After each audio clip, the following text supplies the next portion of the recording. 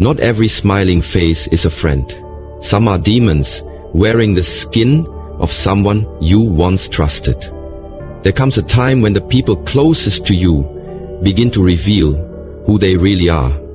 Not through their words, but through their energy, their actions, and the way your soul reacts when they enter the room. This isn't about superstition. This is about spiritual warfare disguised as everyday relationships. You felt it. The heavy presence, the draining conversations, the unexplained anxiety after being around certain people. These aren't just toxic behaviors. Sometimes they are signs of something darker. If you've ever asked yourself, why does this person always leave me feeling worse? You may already be surrounded. In this message, we're not talking about ghosts, but spirits that live in people. Spirits that manipulate, confuse, and destroy from the inside out. Today, I'll give you 10 unshakable signs to spot demons hiding in friends and family before they take more than just your peace.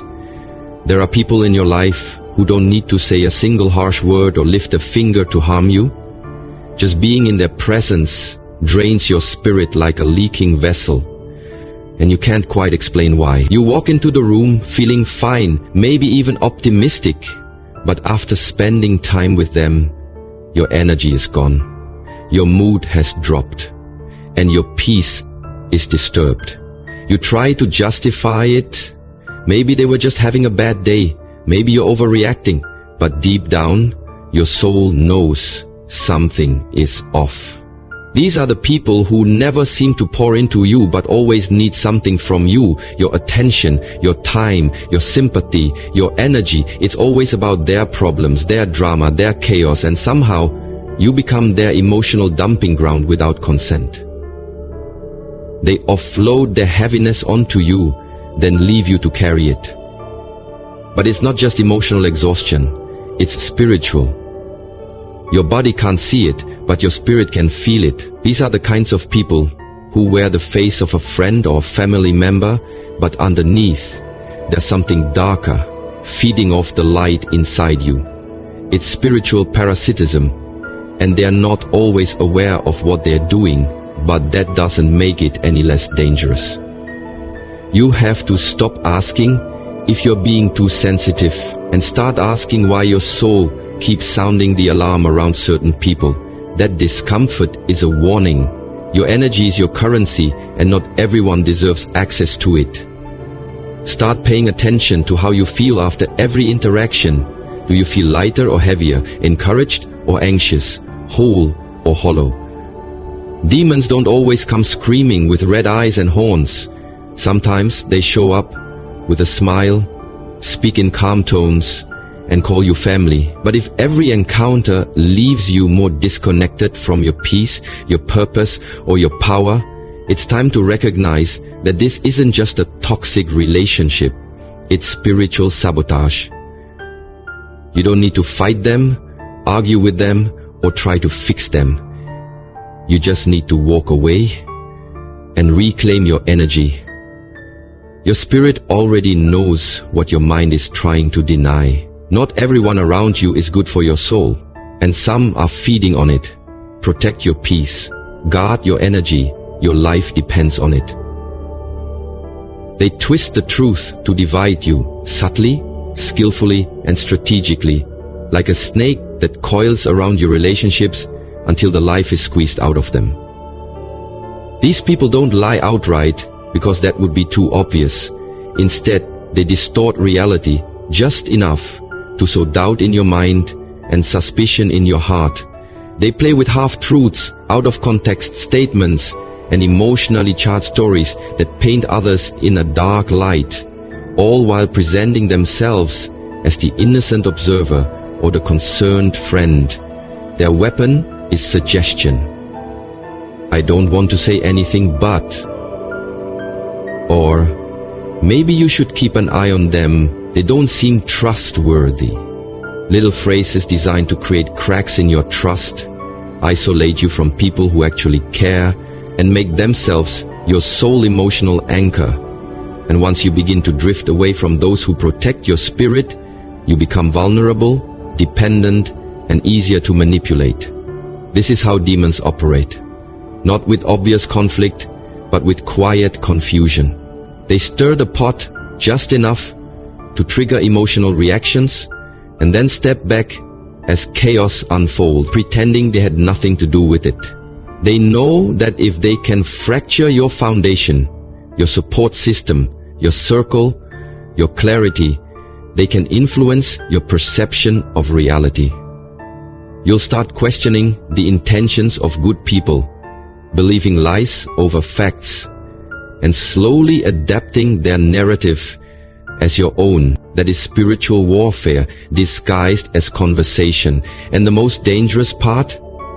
These people often appear deeply loyal, even loving. They tell you they have your back, that they're just being real or honest. But what they're really doing is planting spiritual poison between you and your peace. You'll begin to wonder why you're feeling more paranoid, why you're second-guessing relationships that once felt solid, and why your world feels heavier, until you trace it back to one person who always seems to be the common denominator in every broken bond. That's not a coincidence. That's a calculated disruption. Demonic spirits don't always scream, they whisper.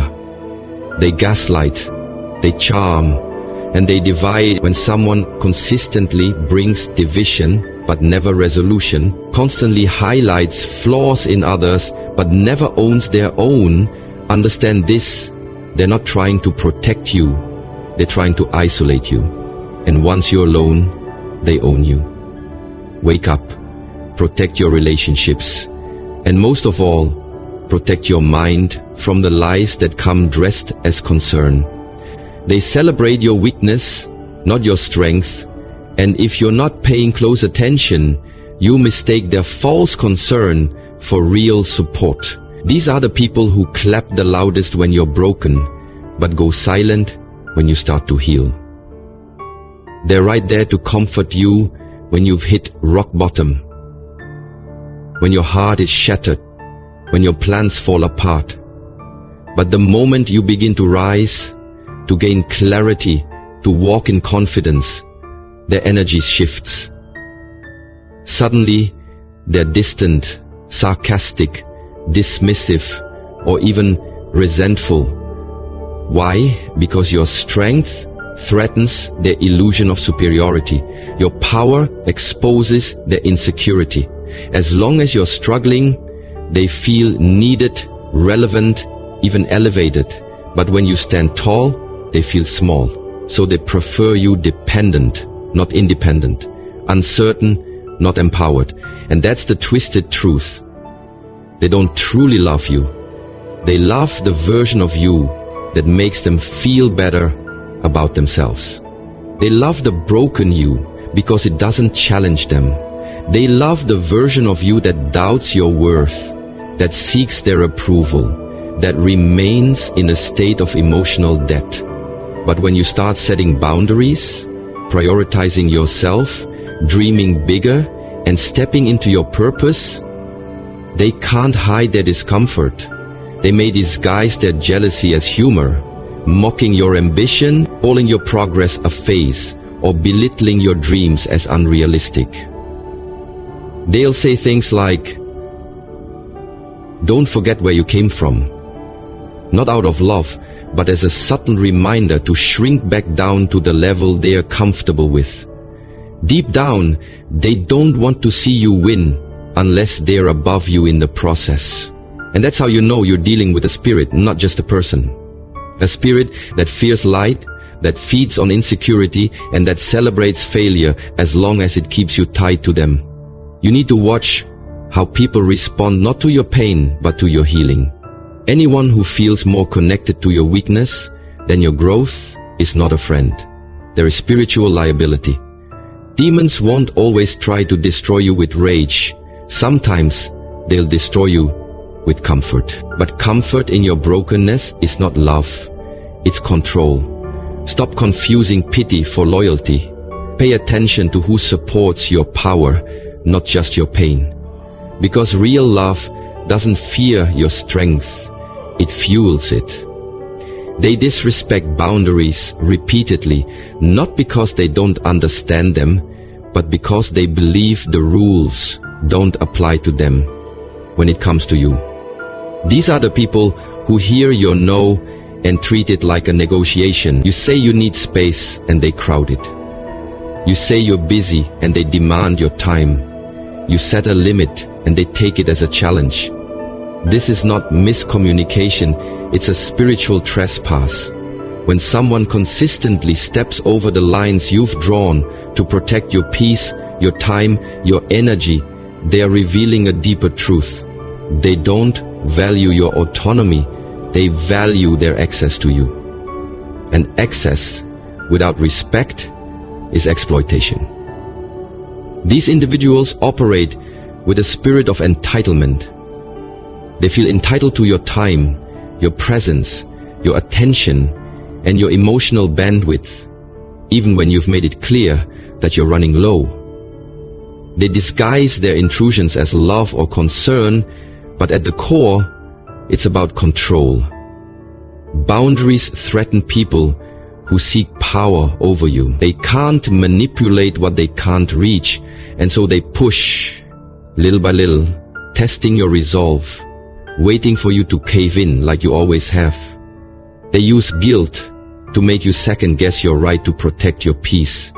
They'll say things like, "You've changed," or "You're being distant," when in reality, you've simply stopped allowing them to take from you without permission.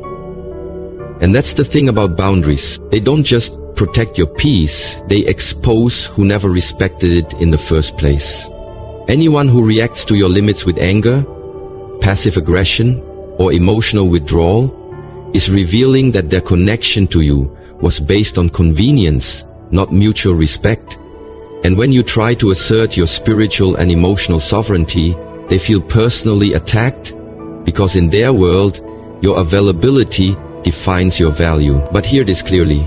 You don't owe anyone unlimited access to your life, especially those who trample over your spirit just to get what they want. Demonic energy doesn't always come with violence. Sometimes it comes with persistence. It wears you down, not with rage, but with constant boundary erosion until you feel powerless to say no. But your peace is sacred. Your time is finite. Your presence is a privilege, not a right. Start treating your boundaries like gates to your kingdom. Because not everyone deserves to enter, and the ones who try to break in are not friends, they are intruders. Guard your gates. They mimic you, then turn others against you. A calculated tactic masked in flattery but rooted in sabotage. These are the people who study your words, your habits, your style, your energy, every detail that makes you unique, and begin to copy it so precisely that at first it seems like admiration. They laugh like you, speak like you, dress like you, even adopt your values and interests, and you might think, wow, we're just alike. But what's actually happening is something far more sinister. They're wearing your identity like a costume, not because they want to honor you, but because they want to become you and eventually replace you. It starts subtly. They echo your phrases, mirror your ideas, post content that sounds eerily like your own. And while you're still trying to make sense of this imitation, they're already working behind your back, whispering doubts into the minds of others, casting shadows on your character, your intentions, your credibility. They'll say things like, "I don't know if they're really who they claim to be," or "They've changed, they're not genuine anymore," slowly poisoning your relationships with people who used to support you. The most twisted part? They use the version of you they copied as the benchmark and then position themselves as the real one while painting you as inauthentic. It's not just betrayal. It's identity theft with a spiritual agenda. These are not just insecure people looking for inspiration. They are vessels for a spirit that envies your light but lacks its own source. That spirit imitates because it can create. It steals because it has no soul of its own, and when it realizes it can't outshine you naturally, it tries to dim you through sabotage. Suddenly, people around you are acting different, growing distant, believing things about you that don't reflect the truth, and you wonder why. The answer is that someone has weaponized your own essence to wage war against your character. This is psychological warfare wrapped in fake admiration. It's not just a toxic person, it's a parasitic spirit, using your brilliance to build their identity, and then turning that stolen light against you. The only way to defeat it is to stand firm in who you are, stay rooted in your truth, and let the imitation reveal itself over time, because no counterfeit can last forever in the presence of authenticity. Protect your identity like your life depends on it, because spiritually it does. They use guilt to keep you connected, not love, not respect. Guilt, a spiritual leash made of emotional manipulation, designed to keep you tied to them long after the relation has run its course. These people don't care if the connection is healthy, mutual, or life-giving. They only care that you stay close enough for them to keep pulling from you, your time, your energy, your loyalty. And when they sense you're waking up, pulling back, setting boundaries, or beginning to heal, they don't apologize or change. They weaponize guilt. They remind you of all they've done for you, of how much they need you, or how hurt they'd be if you abandoned them. They'll say things like, "So you're just gonna leave me? Or after everything I've done?" Knowing those words hit you where you're most vulnerable, your empathy. They twist your compassion into a chain, convincing you that leaving them equals betrayal, even when staying with them means betraying yourself. And you feel stuck, not because you love them, but because you're afraid of being seen as heartless. But let me tell you something. Guilt is not proof of love. It's a control tactic used by people who benefit from your silence and self-sacrifice. A demon will never say thank you, but it will always say, "How could you?" These spirits latch onto your sense of duty and use it to drain your soul. Little by little, they will, until you're exhausted from trying to fix what was never yours to carry. They don't want healing, they want access. They don't want partnership, they want possession. They know that as long as you feel guilty for leaving, you'll stay, even when it's killing you spiritually. But love does not guilt trip. Real love empowers, uplifts, and frees you. Guilt binds you to people who refuse to grow, who see your evolution as a threat to their control. It's not your job to shrink so they can feel secure. It's not your job to sacrifice your peace to maintain a false image of loyalty. You are not a savior, and they are not your responsibility. Emotional blackmail is spiritual abuse in disguise, and the moment you recognize it, you have a choice. Stay in the prison they built with your guilt, or break free and reclaim your soul. You don't owe permanent access to people who only show up when you feel too guilty to walk away. Let guilt go, and let yourself grow. They trigger deep, unexplainable anxiety. Not through what they say outright, but through what your spirit senses beneath their presence. You could be in the same room with them, and your heart starts racing, your stomach knots, your thoughts grow chaotic, and you can't figure out why, because nothing obvious is happening. They're smiling, maybe even laughing, acting normal, but your soul knows something is off. That's not paranoia, It's spiritual discernment. Your body is reacting to an unseen force, a vibration that disrupts your peace and stirs your nervous system without warning. This kind of anxiety doesn't come from conflict. It comes from misalignment with energy that is dark, deceptive, or draining.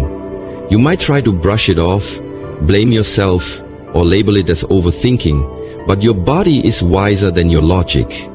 It knows when it's under spiritual attack, even when your mind hasn't caught up yet. These people often carry heavy, chaotic energy, cloaked in charm or familiarity. They say all the right things, but their aura is loud with unrest, envy, bitterness, or manipulation, and you feel it even when you can't name it. They may even make you question your worth without insulting you directly. You leave every interaction second-guessing yourself, rethinking your choices, or feeling like your inner light has dimmed. And that's how you know. They haven't just touched your mind, they've disturbed your spirit.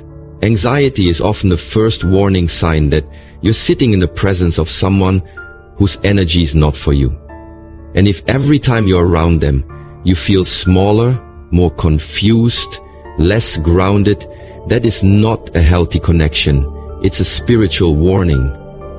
These are the people who seem to be nice on the outside, but they carry unresolved demons that cling to them and search for open doors in you. When you feel this kind of anxiety, don't dismiss it. Investigate it. Who are you around? What shifts inside you when they speak, when they touch you, when they linger in your space? Peace doesn't lie, and neither does tension. Sometimes your anxiety isn't a symptom, it's a message. It's your spirit saying, you're not safe here. And when your spirit speaks, you must listen. Because protecting your peace isn't a luxury, it's a survival skill. Never apologize for removing yourself from what your soul knows is wrong, even when nothing visible seems broken. The unseen world is louder than you think. They laugh when you cry and cry when you shine, because your pain makes them feel powerful and your progress makes them feel invisible. These are the people who pretend to be close, who call themselves friends or family, but the truth is, they are only comfortable when you are beneath them, emotionally, mentally. When you are hurting, they act entertained, dismissive, or even amused. They may not laugh out loud, but there's a glint of satisfaction in their eyes, a smirk they try to hide, a casual shrug of your suffering, as if your brokenness affirms their superiority. They offer no real comfort, just shallow sympathy or cruel jokes disguised as tough love. But let the tables turn. Let healing hit your life. Let your glow return. Let doors start opening, and suddenly they grow distant, silent, even hostile. They begin to withdraw support, downplay your victories, or find a way to make your success about them. You'll hear things like, "You've changed," or "Don't let it go to your head." Or worse, they'll try to twist your joy into arrogance to make themselves feel better. These are not just jealous people. They are spiritual adversaries, cloaked in familiarity. Your elevation exposes their stagnation. Your light makes their darkness uncomfortable. And the problem isn't that you're doing too much. It's that you're doing what they never had the courage or discipline to do. Deep down, they don't hate you. They hate what you represent. Growth, healing, and potential that refuses to be caged. When you cry, they don't reach to lift you. They observe like spectators at a show, because your pain is their entertainment. But when you rise, when you shine, when you finally walk in your worth, they feel abandoned by the version of you that made them feel superior. That's not love. That's spiritual bondage. These people were never meant to walk with you into your becoming. They were only assigned to witness whether you'd stay stuck, to keep them, comfortable. And once you outgrow the identity that served their ego, they mourn not your absence, but their loss of control. Pay attention to who claps when you win, and who suddenly disappears. Because true love doesn't laugh at your pain or cry at your progress. It celebrates your healing and stands tall beside your greatness, not beneath it. Let those who can't handle your shine stay in the shadows where they belong. They hate the name of God, truth, or light. Not always with words, but with reactions, with discomfort, with silent resistance that grows louder every time righteousness enters the room. These are the people who seem fine until you start speaking life.